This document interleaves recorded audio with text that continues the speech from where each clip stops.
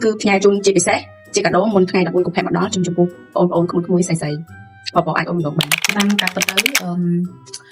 cái đây sẽ là bọn chướng mình nên thầm tại ngày đặt buôn cục hẹn chướng nên chỉ riêng đó ngày hai cả một hàng cái đây sẽ là những con mình nên tay ngày bị xe mà ngày đặt buôn cục hẹn đàng cứ nhưng ai bằng hàng thì cái đây sẽ là bọn chướng từ căn mình chung bên khuôn mình thay chị đây cùng này há đây cùng làm mấy cái gì rồi co ở một đai bằng ôn một hẹn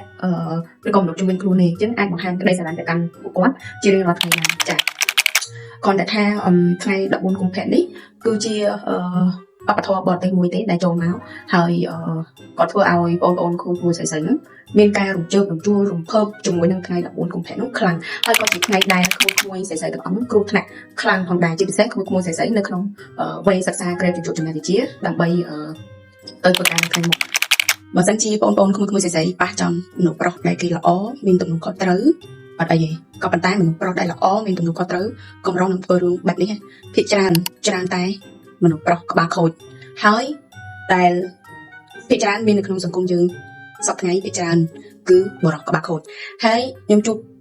ជាក់ស្ដែងតែម្ដងចូលចិត្តប្រើពាក្យថាក្មេងស្រីឥឡូវវាឈួតអស់ហើយវាចូលចិត្តស្រឡាញ់គ្នាអួតគ្នានៅលើ Facebook មានសង្សារ2 3 4 5អួតគ្នា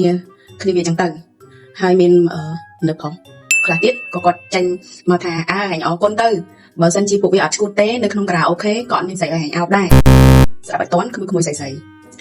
ឬពិតជាក់ស្ដែងនៅក្នុងសង្គមទៅកាន់ចំណោមមនុស្សប្រុសក្បាលខូចមួយចំនួនគឺគេនិយាយបែបហ្នឹងអញ្ចឹងទីត្រង់មកវិញរក្សាតម្លៃស្តង់ដារខ្លួនឯងកុំឲ្យធ្លាក់ខ្លួនចូលទៅក្នុងសង្គមមនុស្សប្រុសអស់ហ្នឹងសារពិសេសនេះផ្ញើទៅកាន់ក្មួយស្រីឲ្យប្រយ័ត្នប្រយែងខ្លួនរក្សាច្បាប់ទម្លាប់ប្រពៃណីខ្មែរយើងហើយកុំឆ្លុះវែងជាមួយនឹងវប្បធម៌បរទេសលើកតម្លៃស្តង់ដារខ្លួនឯងចាកាលណាដែលអូនរក្សាវប្បធម៌ប្រពៃណីចរិយាសម្បត្តិហើយរក្សាតម្លៃស្តង់ដារខ្លួនឯងច្បាស់ណាស់បងអូននឹងឆក់ពីបរិបទល្អដែលគាត់មានស្តង់ដារប្រហាក់ប្រហែលនឹងបងអូនចូលមកជីវិតបងដូចគ្នាមាន